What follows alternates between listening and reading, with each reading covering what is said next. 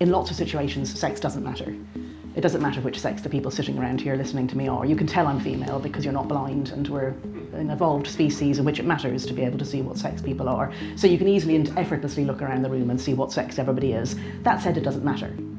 Once you try and go to places where you're going to undress, or where you choose a sexual partner, or if you're in a sensitive space like a prison, it does matter.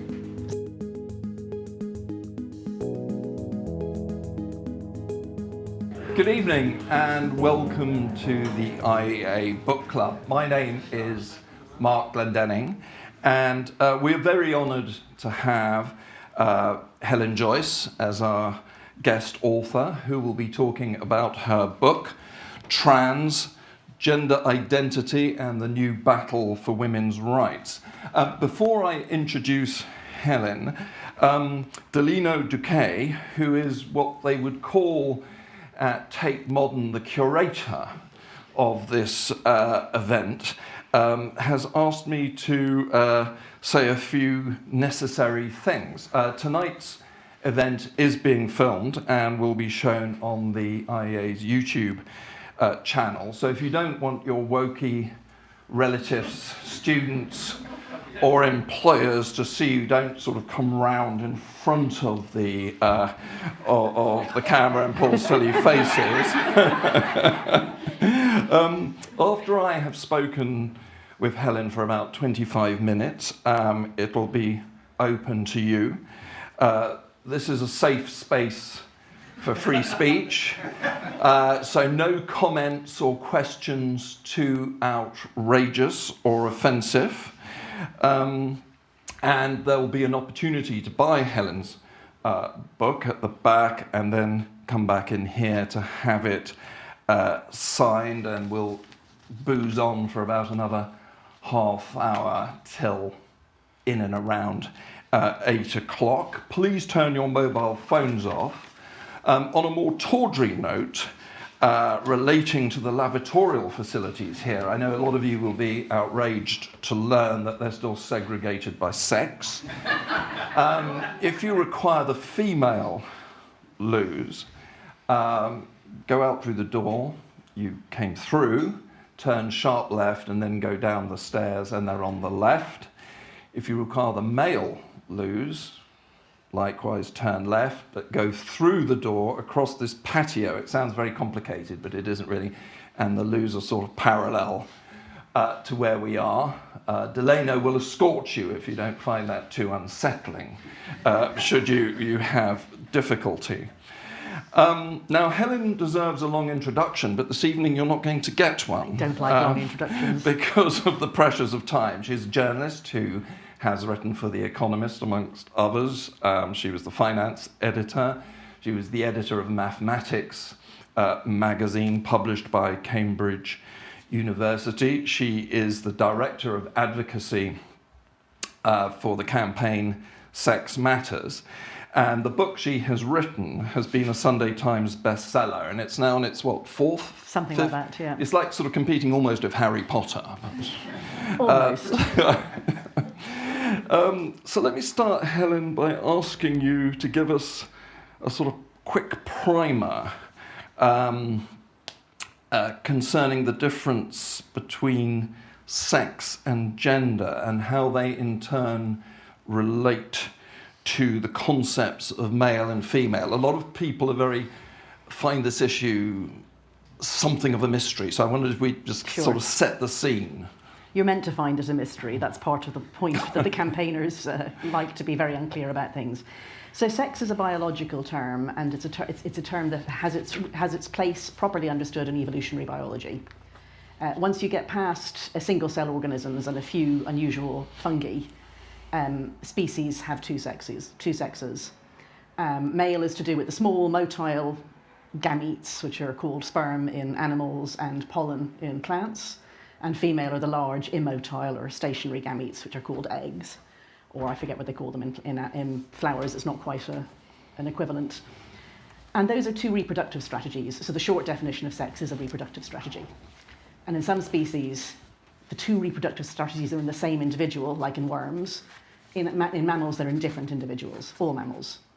Some animals can change sex, some animals can't change sex, including all mammals. So that's sex. It's a biological term, it's an objective term, and it's to do with reproductive strategies. It isn't to do with whether you can reproduce or have reproduced or what stage of your reproductive cycle you're at. It's which reproductive strategy your body was designed to support. Gender sometimes just means sex. Americans say gender when they mean sex because they're afraid that you think they mean sexy sex. And a lot of people use that just as a synonym.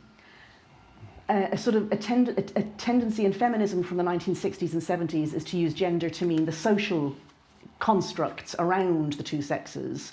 So some people would say, sex is the reality and gender is the prison, or gender is, gender is the bars sort of thing around what the two sexes are allowed to do. And, that's kind of an observation. Sometimes once you start talking about social roles, you switch from saying what people are allowed to do into what people should do. Like that, you're womanly if you're a mother and you're not womanly if you're not a mother. That would be gender, but gender understood as something that's imposed on you, or something that, like the famous opening line of Simone de Beauvoir's book, one is not born but becomes a woman. What she's saying is you're born female and then you were put through this like toothpaste tube manufacturing system, and out the other end comes a proper woman. And you've been maybe distorted into that. So lots of different meanings, and then finally we've landed on what people tend to mean now, which is gender identity, which is the opposite of any of these objective or outward things. So objective would be sex, outward would be gender roles or gender norms, and then gender identity is meant to be something you feel, that inside yourself you feel that you are a man or you are a woman. Nobody else could say that to you. Nobody can contradict you. It doesn't mean that you have to act in a womanly or manly way. It doesn't really mean anything as far as I can tell. So I've called it a sexed soul in my book. Souls don't exist if you're an atheist like me, but even if you aren't an atheist, how a soul will be sexed, I don't know, because souls don't have reproductive strategies. But anyway, that's where they seem to have landed. Very potted history there. And what is it that the transgender activists stroke ideologues, as opposed to people claiming a trans identity who might not be wanting to politicize that, what is it they're, in a nutshell, demanding, typically? I mean, the reason that we call our organisation Sex Matters is, the short version is, in lots of situations, sex doesn't matter. It doesn't matter which sex the people sitting around here listening to me are. You can tell I'm female because you're not blind, and we're an evolved species in which it matters to be able to see what sex people are. So you can easily and effortlessly look around the room and see what sex everybody is. That said, it doesn't matter. Once you try and go to places where you're going to undress, or where you choose a sexual partner, or if you're in a sensitive space like a prison, it does matter. So sex matters, and in some situations, and when sex matters, it's sex that matters. That's what we'd say. So to a trans activist, and I take the point about the distinction between trans-identified people and people who adhere to what is basically a sort of a neo-religion, to them sex doesn't matter. What matters is gender identity. So the question of who you are, how you should be categorised, and therefore how you should be treated by others in situations where sex counts, that should be your gender identity, not your sex. And many of them go as far as saying sex isn't real. 2 billion years of evolution would say otherwise, but anyway, if you listen to Judith Butler, she would say that sex is a very bad idea, by the way. If you listen to Judith Butler, she would say that sex is a social construct, that sex is something that is created in a way at the moment that a child is born, and the medical professionals look and say, it's a girl. It's a bit like saying, and now I thee wed. It's an utterance that brings a social reality into being. Now, you could say that's what Simone de Beauvoir was saying. She was saying when you look and you say it's a girl, you don't just mean reproductive strategy. You mean dress her in pink, tell her to be slim, blame her if she gets raped, tell her she's got to be a mother, tell her a PhD in mathematics isn't the right thing for her. But, like underlying that, I would say, there is sex. And you could consider changing those social norms, but you can't consider changing the sex. They say the opposite, that the social construct is the real thing and the underlying sex is not real. And they want everybody to go along with that. To the extent that it's just you believing it about yourself, it's the same as saying that you're Orthodox Jewish or Muslim or a libertarian or whatever. Other people can go, yes, fascinating, or I don't give a toss. But what they want is everybody to be forced to go along with it. That's the thing you have to understand, is that there are no situations in modern day life, now that we don't have things like restrictions on women for voting or different pension ages or that sort of thing. The only places where sex matters are in interaction with other people. So what they're saying is that other people must accept you as the sex that you say you are. There is no transgender identity in solitude on your own. You couldn't have one individual on a desert island who is trans-identified on their own. They can do what they like, of course. They'll menstruate if they're female and not if they're male and that sort of thing. It's other people. So at the beginning of the book I say, gender self-ID is a misnomer. It's the demand that other people identify you as the gender you say you are. And so that relates in many ways to the whole postmodernist idea that reality is constructed ideologically, and therefore that words potentially have a coercive power. So I suppose once you believe that, then you have to then try to restrict what people are allowed to say, because otherwise you can't create the new reality. You'd hope that there was a break between those two, because words do have a coercive power. I mean, once you call somebody, when you give somebody a prison sentence, the fact is they're now an ex-con. And that has impact on their future. It has an impact if they want to get a job and so on. Like, the word has created a social reality.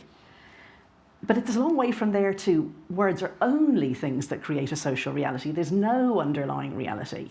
I mean, you could imagine a world in which there is no prison system and there are no ex-cons. There is no world in which mammals really don't have two sexes. It's something that we came with, evolution sorted that out. It's a pre-existing thing. So the postmodern turn started out as sort of perhaps an almost useful corrective to the notion that there is reality out there and all our words do is describe it, which is just not true. Our words interact with reality and create reality, social realities.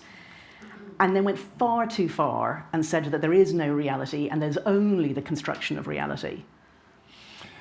In the book, you tell the very fascinating story of the very fascinating sounding person, Margaret Bulkley, it's a difficult name to say, aka James Barry, and the respective responses to her story and a biography and a novel that was inspired by her tell us a lot about the way in which different perspectives perceive women. Yes. Now, I'm wondering if you could tell us a little about that. So Margaret Bulkley was born, if I remember correctly, in 1789 in County Cork. It was around then anyway. And the early part of her life isn't very clear, but she seems to have been supported by an uncle to go to train as a doctor. And there was only one place she could do that, and that was the University of Edinburgh. Not because they accepted women, they didn't at any of the universities that she could go to, but because they took children, basically. They had no age limit. So even though she was an adult, she presented herself as a precocious boy. And she turned up there, I think at age 18 or 19, saying she was 12 and a boy. And she got her medical degree. And the point was that she was going to go out to Venezuela, where there were no rules against women being doctors. But then Venezuela had a revolution and that never happened. So she was kind of stuck. She had this medical degree and she had this male name. Now she was about 4'10". Her voice had never broken. I cannot actually believe that many people around her seriously thought that she was a man. But anyway, she lived her entire lifetime as a man, James Barry. She worked in the army. She was an army doctor. She went out to India. She met Florence Nightingale, who said she was completely horrible. Like Florence Nightingale said, he was one of the most vicious and nasty little men that she'd ever met, constantly starting duels, or at least, taking the sword out and saying she was going to. And so this story, it was written up as a biography, a woman, something like A Woman Ahead of Her Time, I think was the title, that came out in 2016. So she was still understood as a woman who had, through incredible resourcefulness, found a way through the extreme restrictions on womanhood, which you could understand as gender if you want, although they weren't using that word then. She had broken the bounds of gender and she had shown what her sex was capable of. And then there was a fictionalised version of the book due out in about 2021. And as soon as that was announced, when the book was sold, it started to get all these negative reviews, before it had even been written, on Goodreads saying it was transphobic trash, and that, you know, James Barry was a man, and, you know, it was dead naming James Barry him by saying her and mentioning the name Margaret Bulkley and so on. So somewhere between 2016 and 2021 is when it happened. And what it is switching from understanding this story as, you know, the very long history of oppression of women by something you could call gender, exceptional women like Florence Nightingale, like Margaret Bulkley and others, showing that those restrictions were unjust and that when you removed those restrictions, women could thrive in all the places that they were not meant to understanding any woman who did that as a man. And what that means is that all the women who didn't do it like their servitude. They like being left in the social role. That every single woman in the whole of the British Isles, or indeed all of Europe, who had not called herself a man and gone off to medical school, was happy with the fact that women were not allowed to go off to medical school. The social role was what defined them. So I think that's the most pernicious thing for women about this ideological shift, that it shifts us from seeing the restrictions and saying, you know, you're an unusual woman, go do you. Or indeed, you're an unusual boy or man, you go do you. To saying, oh, you're a boy, you think. You like pink and fairies and shopping and makeup, you must be a girl. So it's putting back the two pink and blue boxes, but moving the people who are unusual. So it's very conservative with a small c in a way. Exceptionally conservative in the sense of regressive, as opposed to, you know, retaining what's good, which I think, you know, it's small c conservative. It isn't even small c conservative. It's regressive. It's back to saying, so there's another historical story that's interesting here, which is that if you look back in the 1920s when people started to talk for the very first time about transsexualism, and they saw it as a type of being gay. And the reason was because they thought that gay people were people who had female soul or mind in a male body, or on occasion vice versa. It was mostly about gay men they were thinking. So they called them psychic hermaphrodites. So a man who wanted to sleep with other men thereby stopped being a man. He was not masculine, so he wasn't a man. And a man who wanted to wear women's clothes for whatever reason, the same, he was no longer a man. So, you know, somehow you feel like over the century in between, we stopped saying that and started to say, well, you know, gay men are just men who want to sleep with other men as opposed to men who want to sleep with women. And now we're back at, oh, you know, anyone who doesn't want to do the things that their sex is meant to do, you know, they're not really of that sex at all. Transgender sort of ideology sympathisers would say, were they here tonight, and there may be some, as we'll hear later, that you should be kind, to use the slogan that's now increasingly in the vogue. Whenever I go on the London Underground, I see posters put up by the Mayor of London telling me I must be kind. And that you should simply... Doesn't it make you want to just punch the person next to you? Yes, it gets me very crotchety and gammony, I can assure you, when I see this poster and you know, and realise I'm being sort of forced to contribute to it in some way with my taxes. And so they would say, well, you should refrain from challenging the self-identity of people experiencing gender dysphoria, and that if people can freely self-identify as gay, why shouldn't they be able to also identify as a man, a woman, or maybe something completely different? How would you respond to that? I think in two ways. One is that it's an incredibly coercive use of the phrase "be kind." I mean, it's something that is demanded not coincidentally more of women than of men. And it's also, I mean, I like my pop culture references, so I'll quote The Avengers. In the Avengers film, when Loki is trying to establish a dictatorship over the whole of the earth, he's getting all the humans to bow down, and he says, I'm bringing world peace. And somebody says to him, and why is it that when you say peace, I hear the other thing? So when they say be kind, I'm not hearing be kind, I'm hearing or else. So I'm happy to be kind. I'm actually a very kind person, but I expect other people to be kind to me too. And I don't think it's kind to do things like put rapists in women's jails. I don't think it's kind to sterilise gender non-conforming children. I don't think it's kind to try to hound people out of their jobs when they say, I don't want the bloke that I work with who started calling himself Josephine last week to use the women's changing rooms and showers and get his cock out. Excuse me, but that's what people are having to face. These things are not kind. So the be kind is or else. It's shut up. And the second thing if I can remember what the second thing was, because I've got myself really cross now. You're moving away from kindness, I fear. The second thing is that, no, I remember what it is. To the extent that people are saying, you know, I want to identify myself how I feel, fill your boots. Like, all of us have many identities. You know, it's important to me that I'm a mother, that I'm Irish, that I'm an atheist, you know, those sorts of things. I don't think anyone else gives a toss, you know? Like, if I wanted to join the Communist Party, they might care what my political views are. And if somebody wants to sleep with me, sorry, I've got a husband. But as a general point, it matters whether I'm gay or straight. It matters whether I'm on the market for what sort of sexual partner, yeah? It's when I now have to act in response to that person's identity. That's the problem. That's why I said it's not gender self-identification. It's the insistence that other people identify you as what you say you are.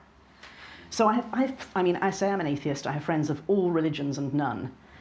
And, you know, they can say to me, oh, you know, you say you don't have a soul. You think there's no life after death. God knows you do have a soul. And I'm like, yeah, fine. I don't think you have a soul. And the pair of us just get on with it. But if a man says to me, I'm a woman, like, all right, fine. But what do you want me to do about that? If you don't want me to do anything, that's fine. You can wear what you like, you can wear makeup, you can do what you like to your hair. If you think that means you can come into the women's changing rooms, you are now imposing on me. And I'm not okay with that. If you are saying, I have to say, when I look at you, I see a woman, I don't see a woman. I've got my right to my perceptions and my conscience. So if you want to say I'm a woman and I'm allowed to say, fill your boots, I don't think so, we're good. If you think you can constrain my speech and take away my rights and my things that I need to move in the world as a woman, namely single-sex spaces, single-sex sports and so on, then no, it's not okay, and you're the one who's being unkind, not me. So part of in a way, the sort of strategic brilliance of this strange movement is that it's been able, it seems to me, to cover, hide its fundamentally illiberal or authoritarian objectives, but using this kind of sickly, mawkish, sort of Orwellian doublespeak. So they go on about hate. You've been accused of being a hateful person, haven't you? I mean, you were banned from speaking at Cambridge University when you recently... I made it, but they had a protest and they banged on the doors. And so you're accused of engaging in hate speech, and yet often the people who are advancing this sort of ideology are extremely hateful people, not very kind people themselves. I mean, you know, they go and physically attack people who are trying to organise, you know, feminist meetings or what have you. We've seen all the stuff that's been happening clever, recently. It's really clever. Quite extraordinary. Yeah, I mean, I think it is related to what you said earlier about, you know, if you control speech, you control reality. You know, the postmodern turn really takes that to the extreme. So if people are going to insist on looking at men who say they're women, and I'm using one way around, obviously it goes both ways, but I'm staring at a man, so I'm pretending that Mark is being my object here. You know, if Mark says he's a woman, and I say, yeah, whatever you like, you can say what you like inside your head, I still see a man. I'm screwing it all up, so I have to be silenced.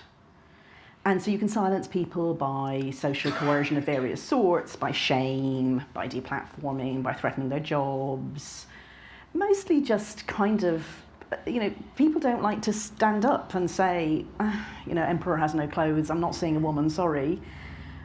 But in the end, there has to be the threat. You know, there has to be something that, you know, maybe most people don't experience it, but it has to be there as a last resort, the same way that states, you know, say that they need to be able to put people in jail as a last resort to coerce behaviour, or indeed go to war and kill people, you know.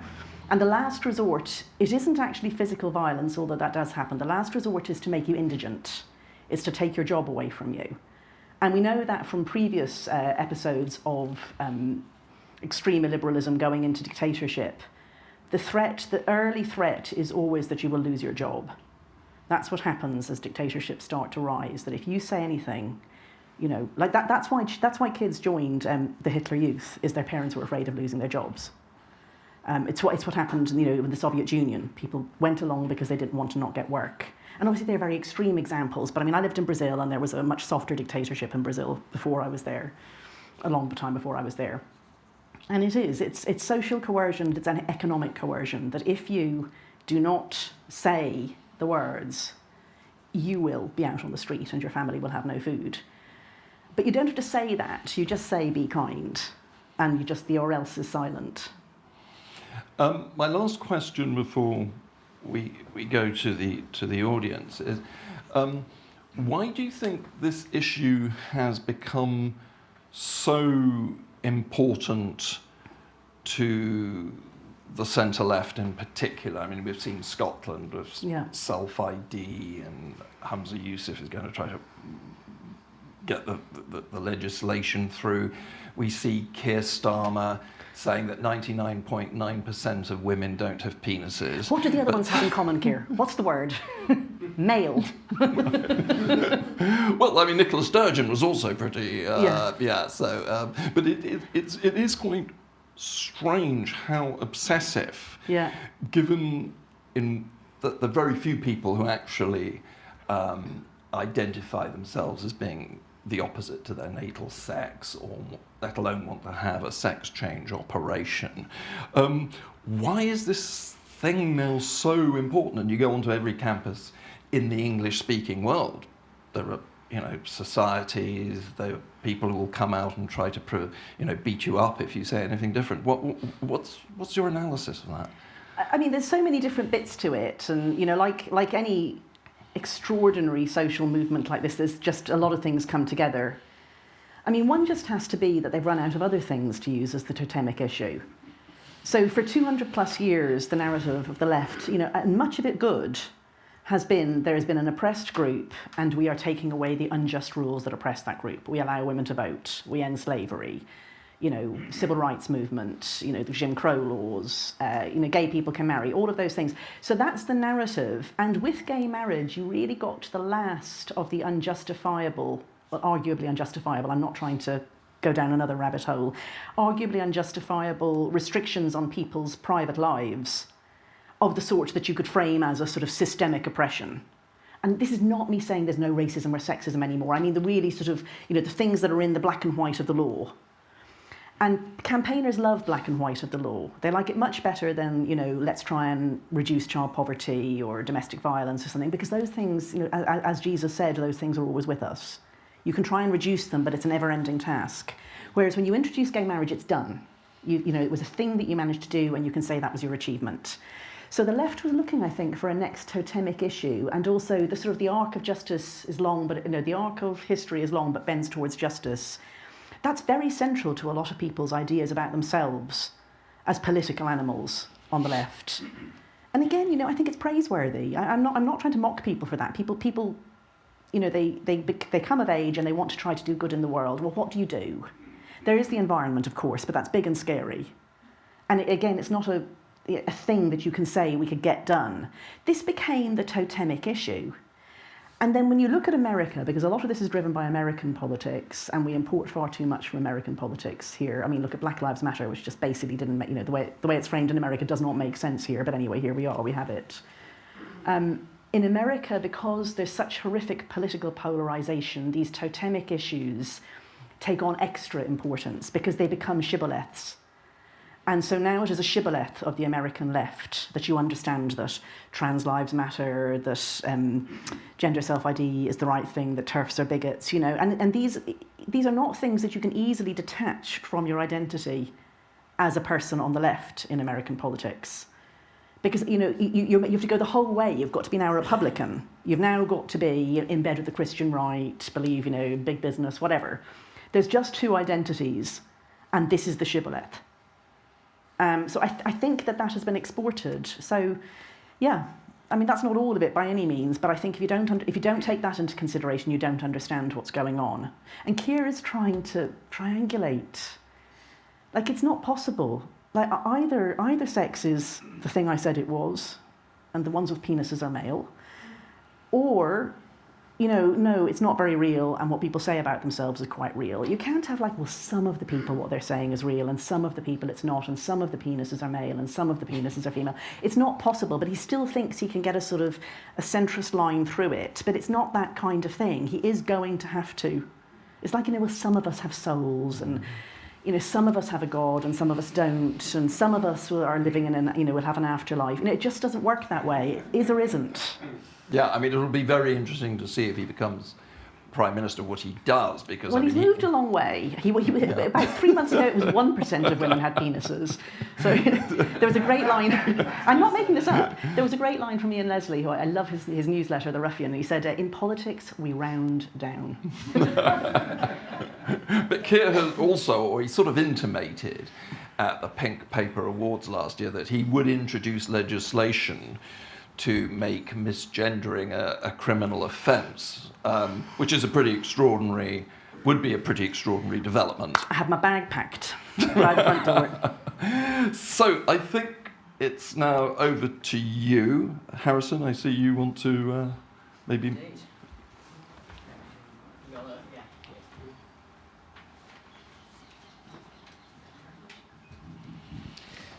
You write in your book, and for a moment I was alarmed because it appeared you and I completely agreed. Since evolution has equipped humans with the ability to recognise other people's sex almost instantaneously, with exquisite accuracy, very few trans people pass as their desired sex. And so to see them as their sex, everyone must discount what their senses are telling them. I thought this is a good point, because this is what I believe gender is. In reality, it's just a revealed preference. It's a set of external characteristics that people in the aggregate tend to recognise as that's a man and that's a woman. As you said, you look around the room, I know what's a man and what's a woman. I can't actually tell you what your chromosomes are or what's in your trousers. So would you be willing to recognise a biological female as a man if you recognise them as such prior to seeing their genetic information, and why not? So that's a great question, and it's interesting that you said a biological female and not a biological male. Yeah, or the other way around. Yeah, but there is a thing that happens when people are talking one way, they use men as the example, and when they're talking the other way, they use women as the example. And the reason is testosterone. So testosterone is an extraordinary hormone. I mean, so is estrogen, of course, but it's not got the same one-way, like easily in but not easily out, so the lobster caught in the lobster pot thing. That's testosterone. Once you go through the testosterone gateway, you can't come back out. So once your voice is broken, once you have facial hair, once your body hair has grown, once you've got broader shoulders, all of those things. So trans men do tend to pass much better than trans women. And a trans man who decides to desist and to re-identify as a woman often finds it very difficult because now their voice is broken, etc., etc. And this is a genuinely difficult question. If I meet someone who's gone through what is in effect male puberty, I mean, it's not really, because it hasn't worked on their gonads, it hasn't made them a sexually mature person, but it looks like male puberty. Do I feel this person is a man? And I think the thing is, I probably do. But then if I discover that they're actually a woman, well, I mean, I'm a heterosexual woman. As I said, I'm married, but when do I care about other people's sex? One of the places is in forming a sexual relationship. So as a heterosexual woman, would I accept a female person who has taken testosterone and now looks like a man sitting in this room as a potential sexual partner? I bloody wouldn't. So no is the answer, I can't. I mean, it might be that I was deceived on meeting them, and then the other way around, very few trans women pass because they've gone through the testosterone. If we were allowed to go on perception, that would be one thing. But we're not. We're meant to pretend that I could look at Mark, maybe in a wig, maybe not, and see him as a woman. I can't do it. And then the final thing I would say is that it's a real mistake to think that sex is just what's in your pants. That's the idiotic gender-bred man model that they teach children in schools now, that, gender is up here and sex is here. My entire body is sexed. There's more than 10,000 ways that we know of that male and female are expressed in the human body. My brain is female, my liver is female, my blood is female. I've had 2 children. My blood cannot be given to a man because it could cause an allergic reaction. It can only be given to a woman, and a woman who has not had a baby, that's not true of. You are actually seeing my chromosomes when you look at me. You don't realise that, but you are. All over me, my hands, the lengths of my fingers, my voice, the shape of my jaw, my hairline, these are all part of my chromosomes. They're my chromosomes expressed in my phenotype. So yes, you are actually looking at my chromosomes when you look at me.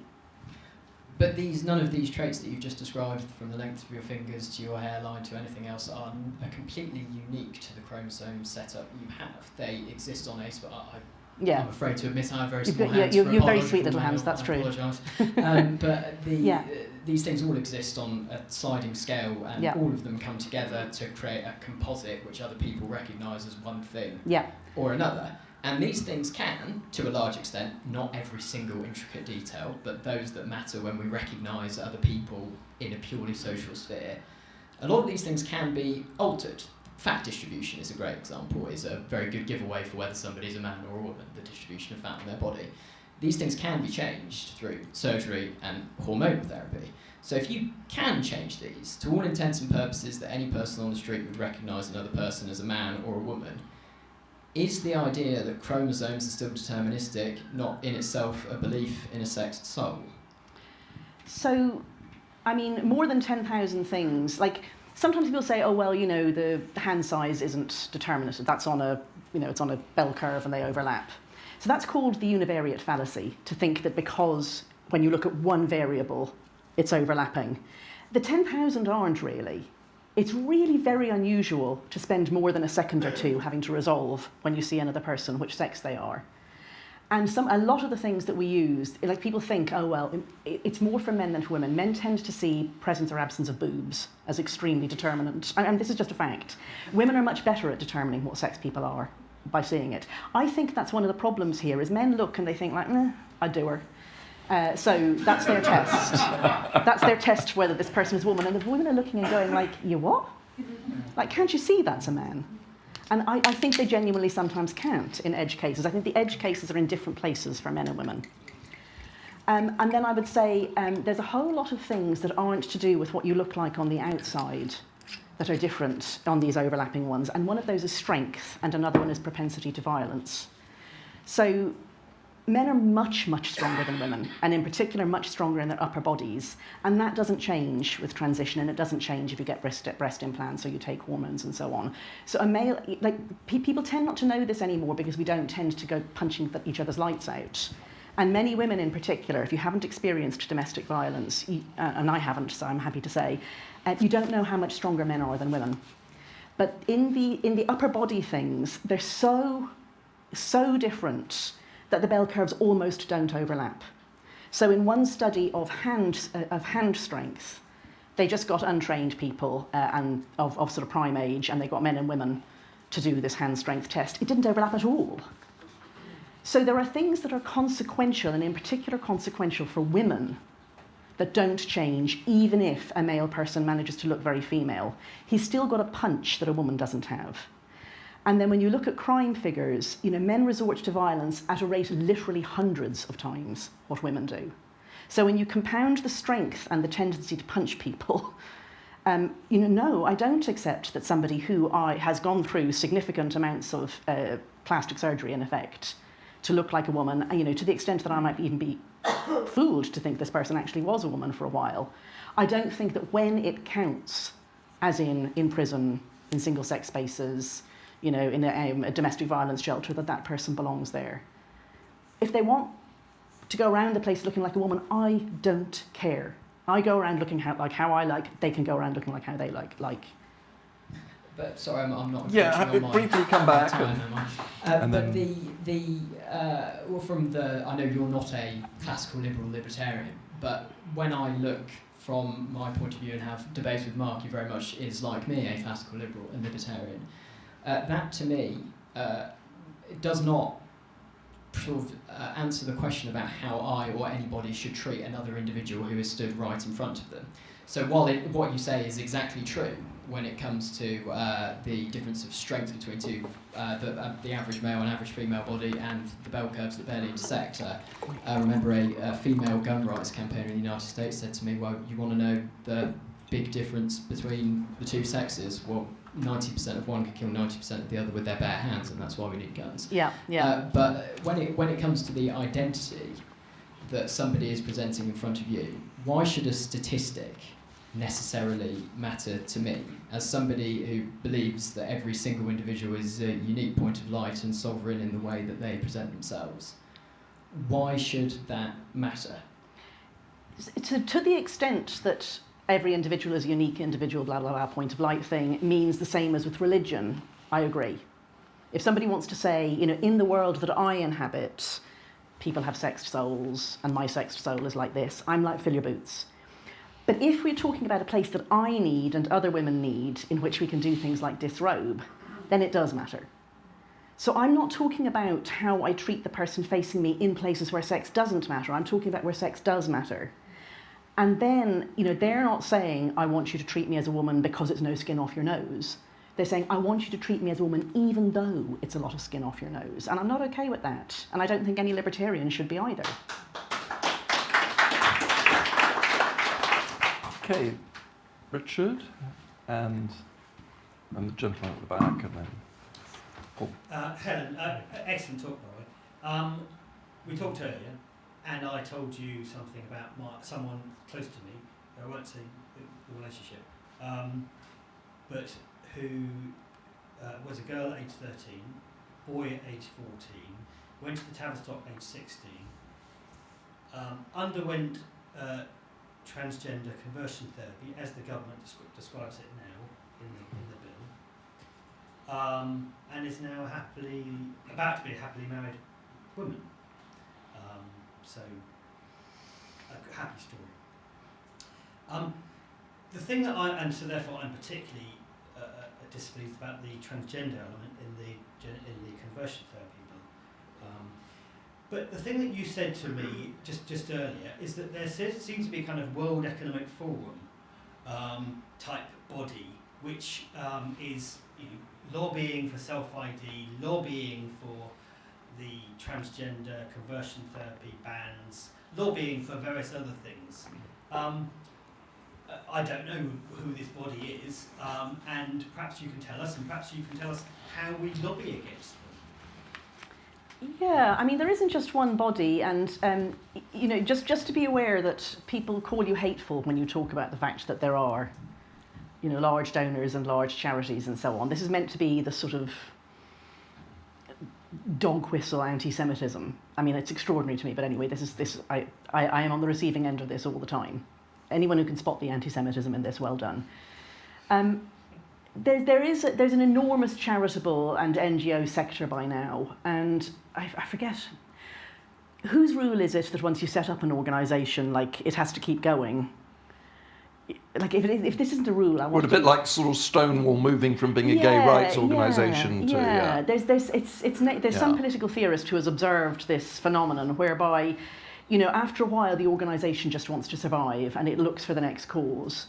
So now, I mean, it's just a fact that the UN, I mean, as you say, WEF, all of these organisations, it's their thing right now.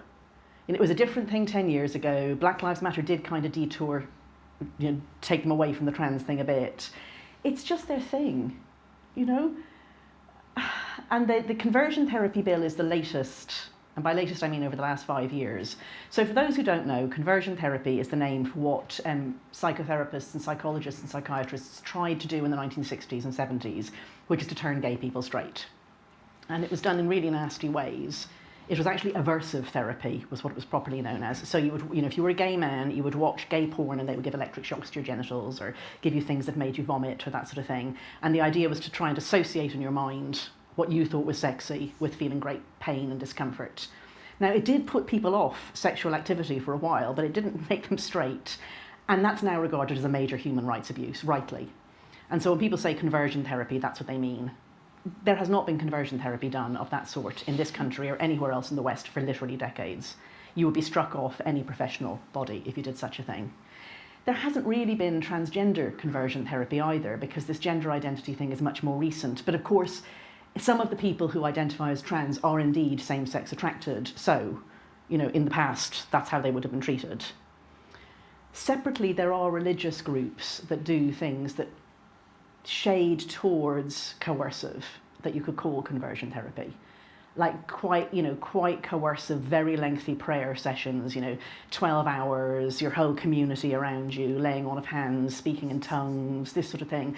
Again, really no evidence that this is done in more than just incredible handful of cases in this country, but it is certainly done in, say, Nigeria. The idea is that this is an enormous problem, it's the big thing, and that we have to have a law banning it. And that law is a Trojan horse. the aim is to get the phrase gender identity into law, and it's also to frame any attempt to, inverted commas, change somebody's sexual orientation or gender identity as conversion therapy. Now, we know that changing sexual orientation doesn't really work.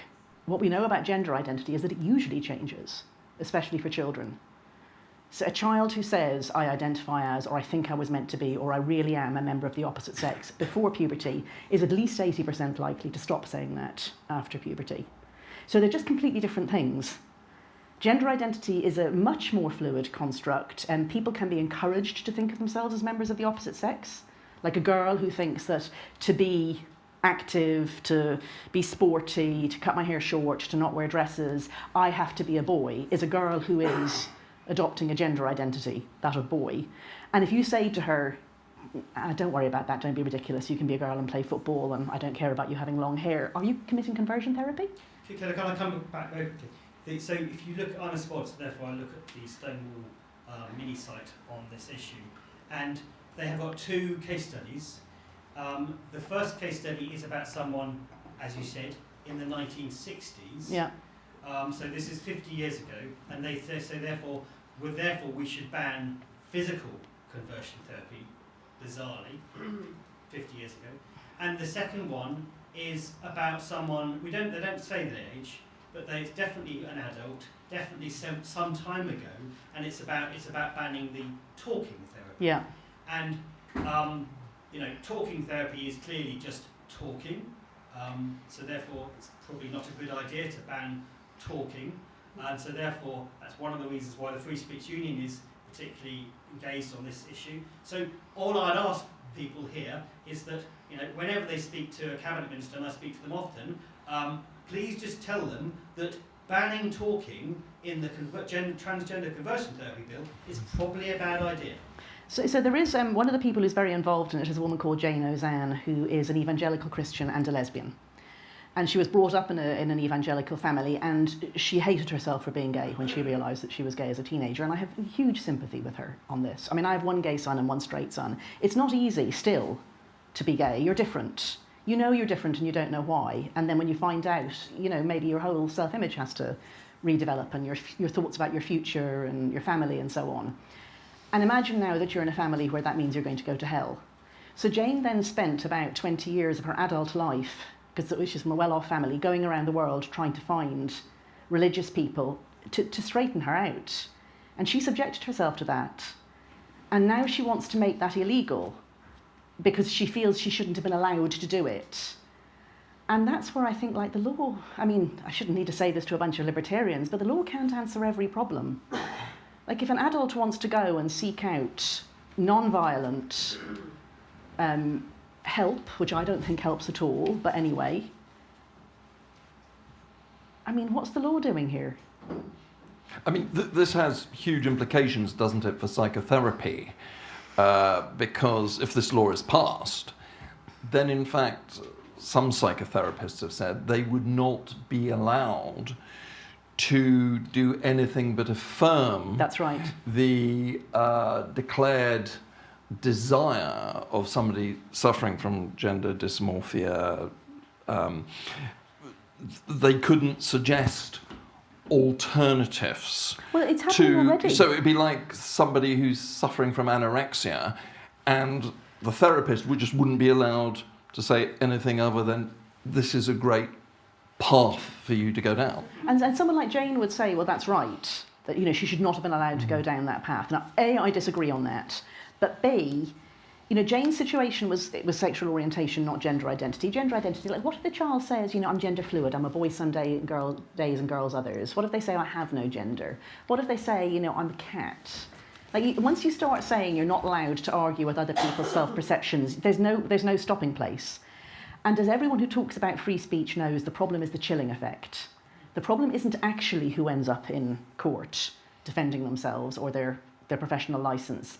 So already it is the case that anybody who doesn't go along with gender affirmation will not work with children because they think it's too dangerous. So as Hakeem, who's a friend of mine, who did until recently work with under 18s, was hounded and gone after by Pink News and you know, he did one consultation with a girl who at the time was 17, and at the end of that consultation, he said to her parents, "I can't work with her," because she didn't want to work with him.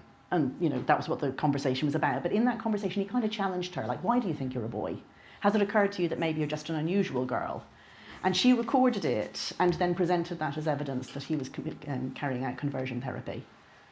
So he's not working with children anymore. And around the country are people saying, "I will not work with children." And then when you think why children say, "I want to be a member of the opposite sex," or "I really am," or "I'm not a girl," child abuse, autism, it's the alternative to eating disorders, it's just a cry for help, it's a way to, yeah, there's just so many reasons.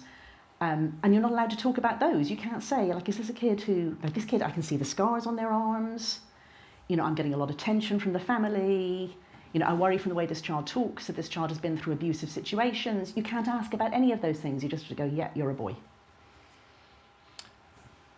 Gentleman over there, and then Paul. After you. So thank you. Very, very interesting discussion so far. I'm actually going to ask a pretty boring question, quite factual question. I mean, I've read a wee bit on the topic. I find it fascinating. It does impact me. I mean, openly gay man, I say man, you know, to talk to the chap in the front row, I have quite large hands. But you specifically noted 2016 as a sort of turning point of when the sort of hatred started and you weren't allowed to differ from the narrative. I mean, I read Douglas Murray on this topic. He talks about very well documented cases of transgender individuals before the war, after the war. Very famous journalist that Jan Morris. lived as he transitioned, lived as a woman in the 50s, and it wasn't a problem. When and why do you think it became a problem? I know you noted 2016, but when and why did this become such an intolerant issue that we just can't have a sensible debate about? Apart from obviously at the IEA. I mean, one reason is because gay marriage had been won, and so people like Stonewall, it was 2015 that Stonewall moved on from being about gay issues, LGB, to being LGBT. And, you know, globally, that was a thing that happened. 2015 was gay marriage in the States, it was 2013 here. And that was when ACLU, HRC, and the rest of them just abandoned all their other issues and just focused on this. I think that's one reason. I mean, you know, I think Douglas is a great man, but I don't think that Douglas did a great job of telling Jan Morris's story. I mean, in what sense? Yeah, I know, I realise that. So since then, Jan Morris has died, and Jan Morris's children, or one of his children, has written about the experience. In what sense did Jan Morris live as a woman? I mean, I more and more, I just don't know what people think they mean when they say this. So for those who don't know, Jan was James, and he was the journalist who accompanied the first successful expedition to the top of Everest before he transitioned. This was something no woman would have been allowed to do, only a man could have done. So the great achievement of James Morris's life, or Jan Morris's life, was something that only men could do. He then went off to get surgery in Casablanca with this basically quite charlatan character, who was the guy who invented what's now the current inverted commas sex change operation. I mean, we can't change sex. So before this guy started doing operations, what they did was they removed your genitals, and then they looked and went, oh, we're missing something here, and then put you through this miserable business of having skin taken from your thigh to make a sort of a fake, very shallow vagina. And what this surgeon did was he did it all in one operation. He took the innards out of the male genitals, and in the same operation created an internal cavity that he sort of put the skin into. And this was much more effective than what had been done before. Anyway, so Jan Morris went out and got this done. And Jan Morris's wife was not asked what she thought about all of this. And the 4 children, you know, found it difficult too. I mean, I don't know in what sense we say Jan Morris lived as a woman. Like, I don't think he looked like a woman. Maybe you do. His wife was never asked what she thought of it. Germaine Greer wrote very well about it, and she said, you know, that's the story I want to hear. Mrs. Morris's story. What did she think? Yeah. So I think it was always a problem, frankly. Why did it become a problem? Campaign groups forcing it on all of us, and just an incredible increase in numbers. Like now, if you go into schools, or if you talk to people in schools, I mean, there are plenty of schools in this country where 10% of the children on roll identify as trans. Now, they're not going off and getting genital surgery, but they are insisting on pronoun changes or neopronouns, or being allowed to use the opposite sex's facilities, or having the whole school go gender neutral, or campaigning against single-sex sports, or so on and so forth. So there's actually a large number of young people for whom this is amazingly the latest civil rights issue. And that didn't exist before. This was understood before as being a tiny number of people who were highly distressed and who required a very strange and difficult and unpleasant operation that nobody would do unless they were desperate. And now it's like we just all must go along with it. It's the next thing. And those two things strike me as just completely different. I mean, in your book, you interestingly, it was a very interesting point you make when you say that some transgender activists think that transgender surgery is itself transphobic. And I suppose I hadn't thought about it, but that kind of makes sense. I mean, why do you have to go down that road if in fact it's just a matter of declaring your lived experience? It's just one of those mysteries. It's got a sort of an ineffable high Catholic sound to it. Simultaneously, I must understand that your body can, that it's even possible to bring your body in line with your gender identity, which is what which is what transgender surgery is framed as by the activists, like fixing the body, bringing it in line. But at the same time, a body has nothing to do with your gender identity. So this is one of the reasons it's so difficult to fight, because it's forever Mott and Baileying. Like whenever you say, well, look, I don't think that you should be putting children on the pathway to sterilisation. Like, I think we could all rally around that one.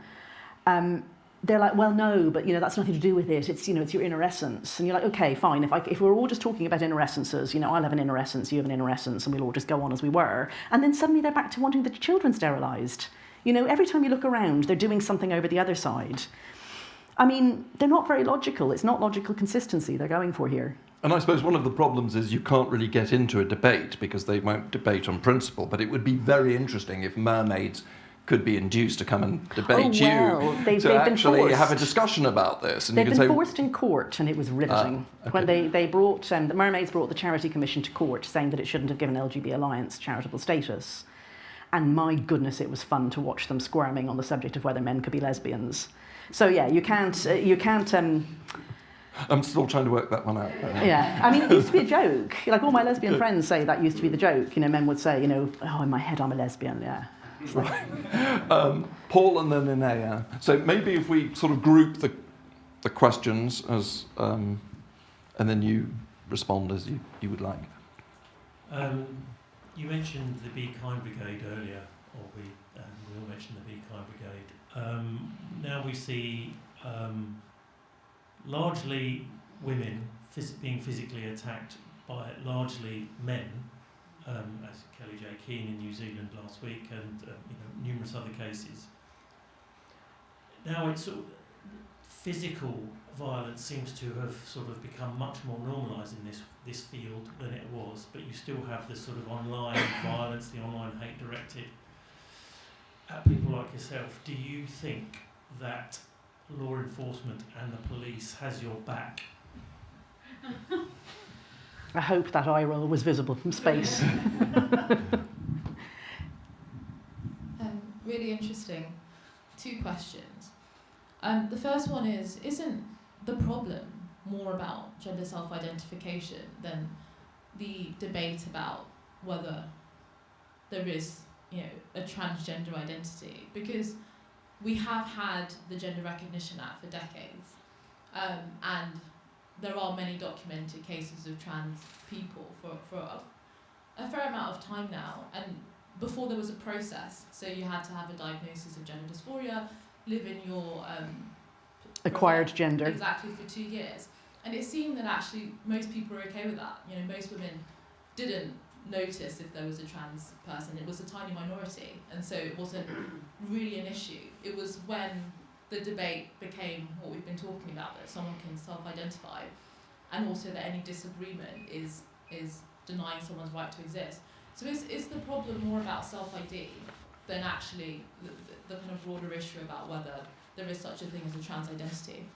And then my second question is just that the difference between sex and gender, and that kind of feminist idea that gender is a social construct. And I do hear radical feminists talking about the need to abolish gender. I know, But yeah. actually, you know, is there such a...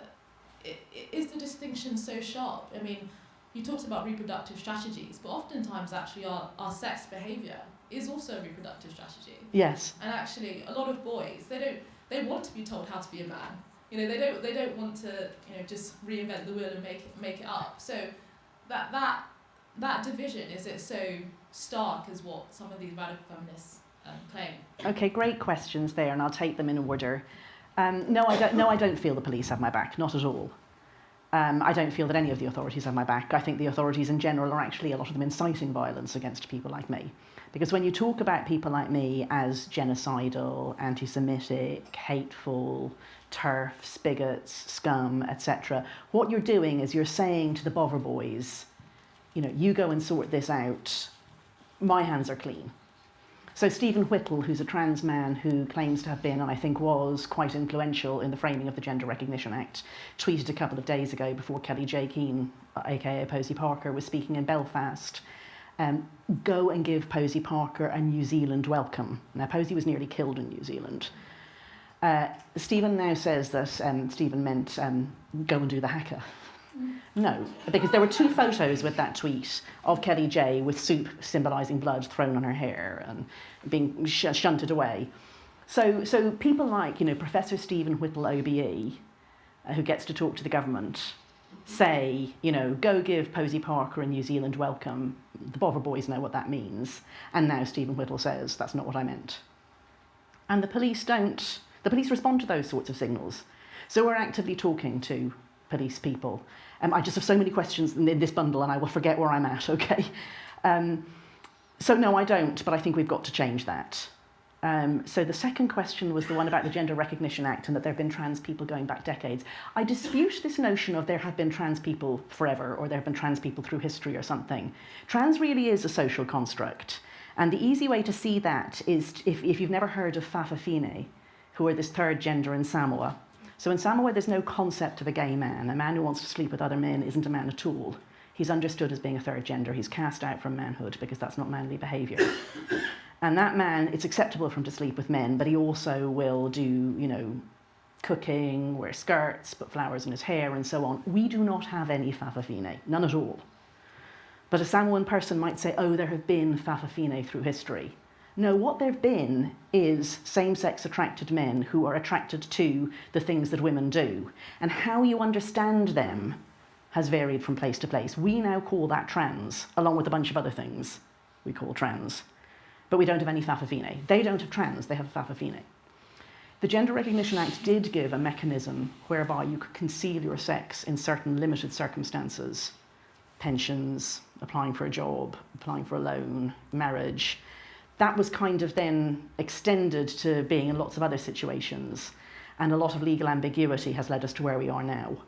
I would say that it was a badly drafted law in the first place. Thanks, Professor Stephen Whittle, OBE. And then the third question was a really excellent question about gender and, you know, abolishing gender. Another meaning I should have said of gender is kind of just a statistical observation of the fact that women tend to be more feminine and men tend to be more masculine, which is true. And totally what you would expect in a mammalian species with 2 sexes. Like, obviously women are going to like babies better than men. We're the ones who end up bloody well having to not kill the fuckers.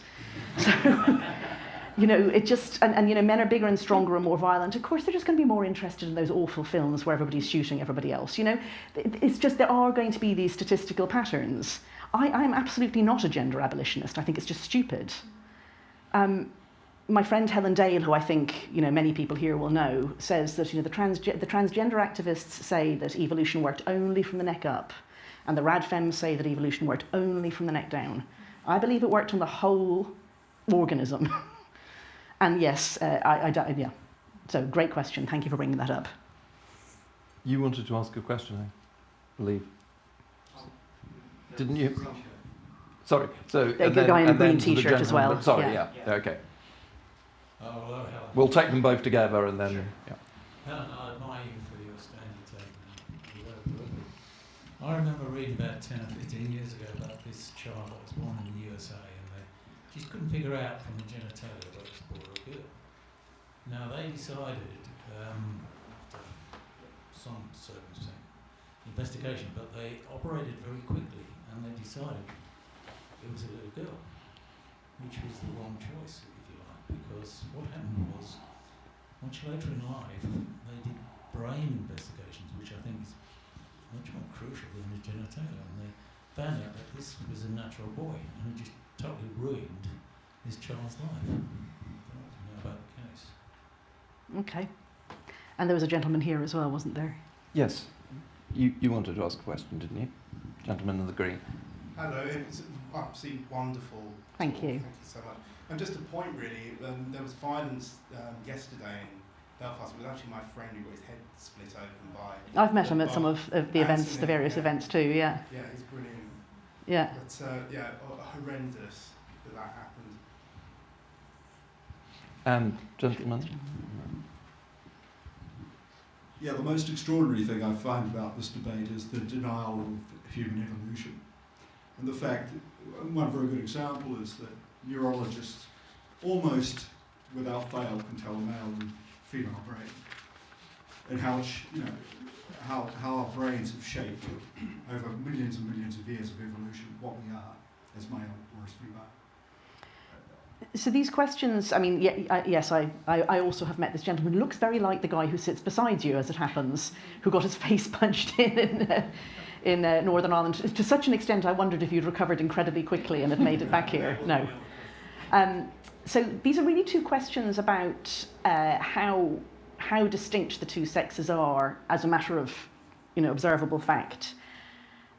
One of the things that the transgender activists do is they use the same sorts of arguments as young earth creationists and the like tend to use, which don't tend to hang together very well, but they allow you to say things in what's called a gish gallop, which is you throw out unrelated facts so fast that anyone who's trying to address them, like it takes 20 minutes to try to explain why that particular fossil appeared where it did or something, and by that time everyone's forgotten what the point was and they've just taken away the fact that you're no longer making your point and that there's general confusion. So one of the things they do is like the intersex gambit, that actually the sexes aren't distinct and that there are people who are between the two. So intersex is an old-fashioned term and it's properly DSD, which is disorder or difference of sex development. And there are more than 40 of these. And in every case, you've got a person of one sex or the other who, for whatever reason, has not gone through the normal full development of their sex. So it's very akin to having, say, a cleft palate. But a cleft palate isn't a sexed thing, but we all, all of us in the womb, the palate closes, and some people have a disorder of development that means the palate doesn't close. And there are things like that nearly, people can have no fingers, or they can have no eyes, or whatever. And with DSDs, the thing is that there are two developmental pathways for your genitals and your gonads. So sometimes it can be that they don't develop fully, or it can be that the body tries to go along the wrong pathway for that individual's genes. And so the genitalia are ambiguous.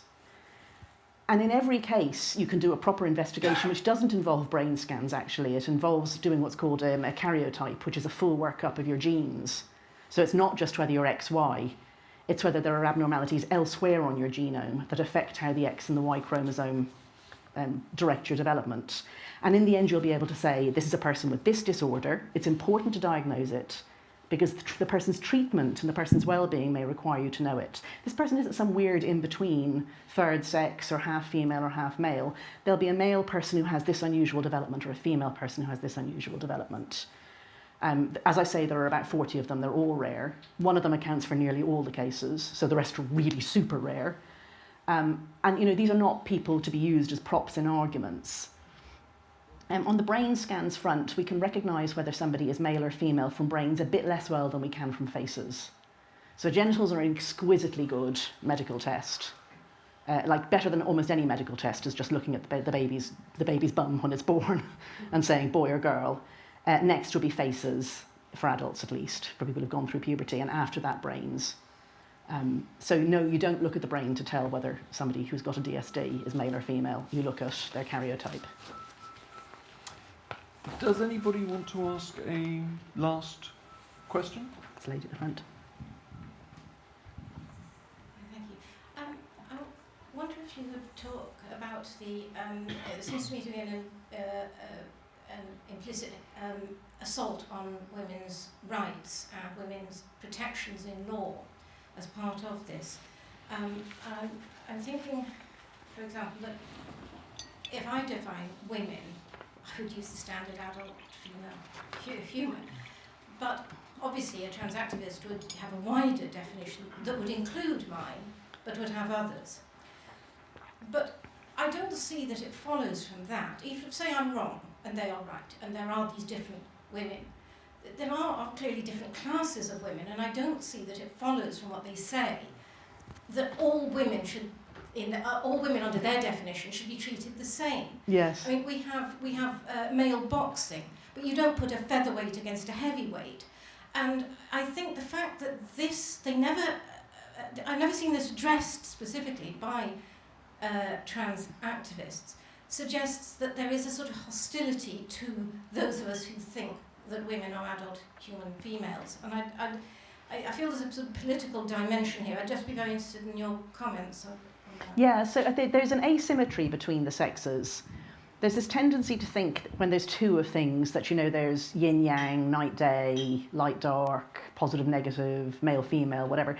Male and female are two different things. They're not the reverse of each other. So we're not, you know, defective males or inverse males or something. We're a different thing. It's a different reproductive strategy. And of course, the same for men. Men are not defective women. I mean, you don't have wombs and you can't grow babies, but there you go. So they're just two different things. But women are physically weaker. Women are rapeable. Women are the ones who bear nearly all the cost of reproduction in terms of being pregnant and breastfeeding and so on. And, you know, you can see that in every society around the world, that has meant that men are the ones who reproduce external society. And so women do, and always will, in my opinion, require special measures in order to be able to live fully human and actualised lives. So women are going to need spaces where men can't enter if women are to be safe from rape and so on. And that's just not true the other way around. Like, a man may feel embarrassed if a woman walks into the male changing room. He doesn't feel scared. So yes, anything that makes it impossible for women to state boundaries is an attack on women's rights, in a way that it is not true for men's boundaries and women intruding. I mean, women don't want to intrude on men's spaces because they're quite scary.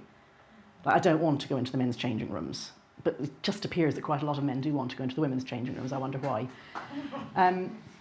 Yeah, so it is an attack on women's rights. I don't think it's framed that way or intended that way by many of the people doing it, but of course anyone who does want to attack women's rights, this is where you want to be. So with political movements, I often think of Northern Ireland in the 1970s when I was a child.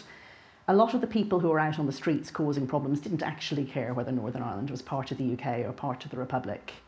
That's just where the trouble was, and they wanted to be where the trouble was.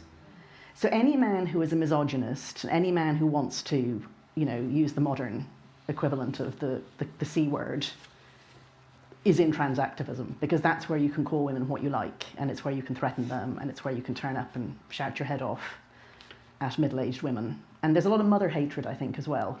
Like, when you go to these events, it is a bunch of middle-aged women mostly. I mean, there are younger women too. If you never really got over your mummy issues, that's where you want to be. Yes, so I'm agreeing with you. Is there a last question? Yes, gentleman over there. Marcus?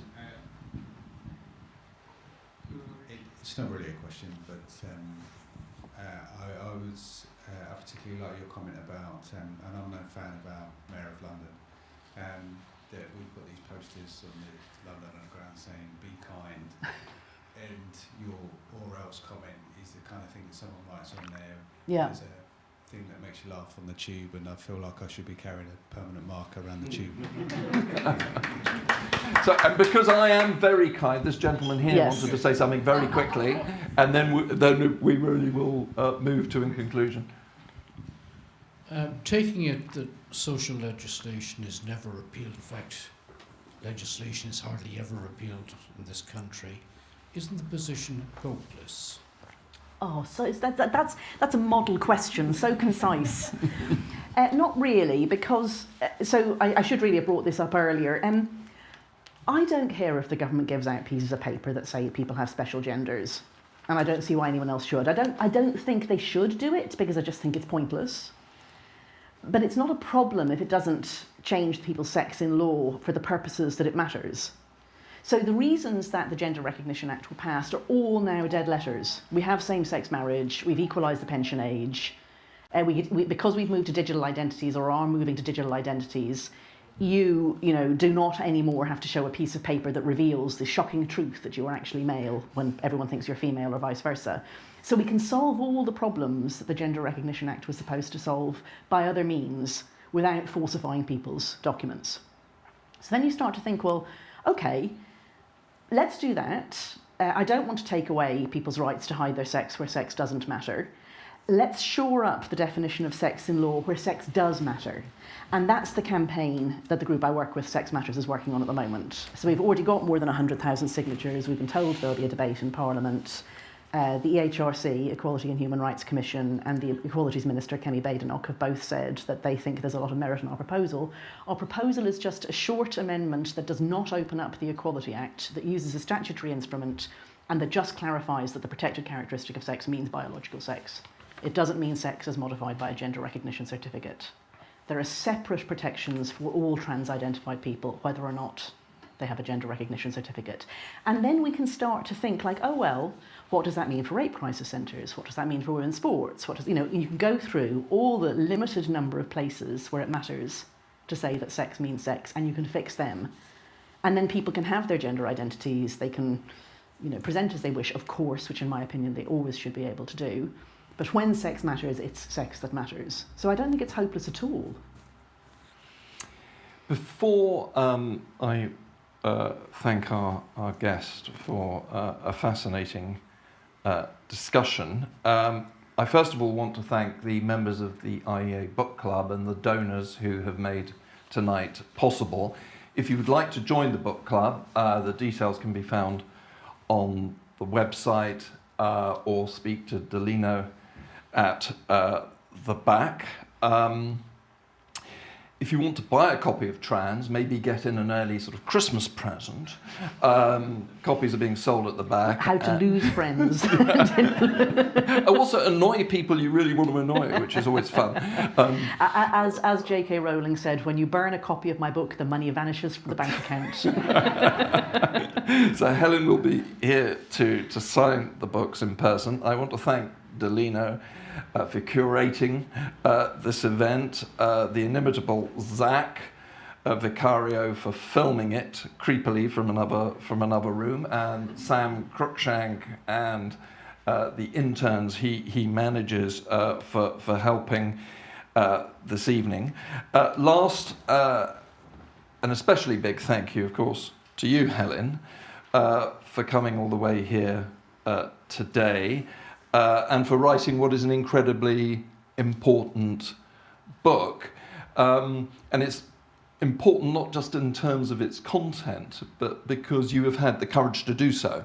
And in a free and open society, regardless of what your beliefs are on an opinion, nobody should be prevented from expressing what is an important perspective on an issue that has a number of different perspectives. One of which is right. Well, indeed, you and I couldn't possibly, of course, say, but I think it's very important in principle that you are doing what you have done. So on behalf of the IEA Book Club, thank you so much for being here tonight. Thank you for having me. Well, if you enjoyed that conversation, why not watch one of these other videos? And while you're here, remember to hit the subscribe button and the notification bell. That way, you'll never miss out on a single IEA broadcast.